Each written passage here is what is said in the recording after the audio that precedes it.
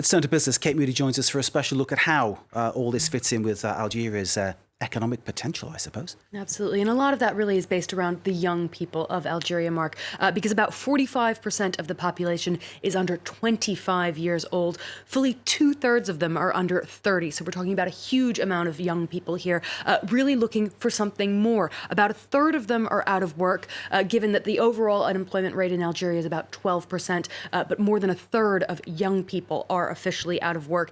And that's why they've been very, very visible in these protests, taking to the streets every Friday, saying that they deserve a better chance for their future in Algeria. Now, a lot of the economy there is informal, so operating sort of under the table, which of course means that there's less chance to be recruited or advance sort of as a in a career path there.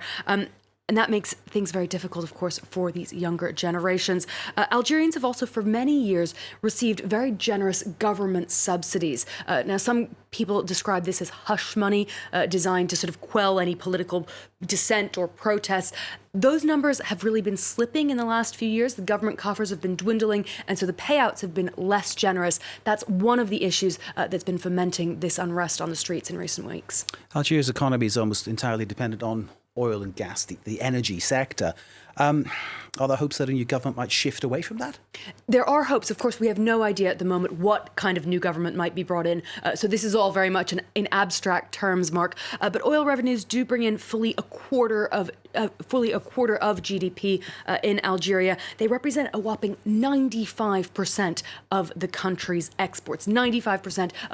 Oil and gas. Now, global oil prices have, of course, plummeted in recent years. Back at the beginning of 2014, a barrel of oil was selling for $120 per barrel. By the end of 2015, that had dropped to $30. Now we're hovering somewhere around $70 per barrel. So that's about still about half of where we were just 5 years ago. And so that's led to a major dent in state finances. Oil and gas revenue accounted for 40% of the government budget last year. So lower prices mean that there's less money available to spend, smaller stockpiles of cash there. The oil and gas industry has, of course, been dogged by allegations of corruption, these scandals that have come up, all adding to calls for change. Now, unlike neighboring Morocco and Tunisia, tourism remains a very, very small sector in Algeria's economy. It's something that could perhaps be developed more going ahead. Manufacturing, also very small. It had been as much as 15% before Bouteflika took over. It's now worth only about 10% of the economy. Agriculture does employ a lot of people, and it has seen a fair amount of investment. But overall, the economy is really dominated by the public sector, dominated by government monopolies.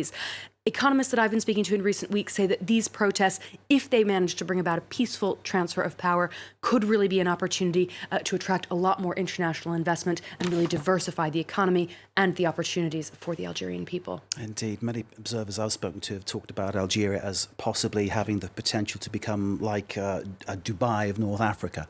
Indeed, with the energy sector, the possibility to develop tourism and all that potential. And as you say, the potential of those young people who want to have their chance and their stake in the future. So clearly change coming. I suppose it depends which direction that change takes. Kate, thank you very much indeed. Kate Moody, our business editor there, with a special look at Algeria, its economy, its economic potential, and the possible obstacles that need to be overcome towards getting progress. Kate, thank you very much indeed.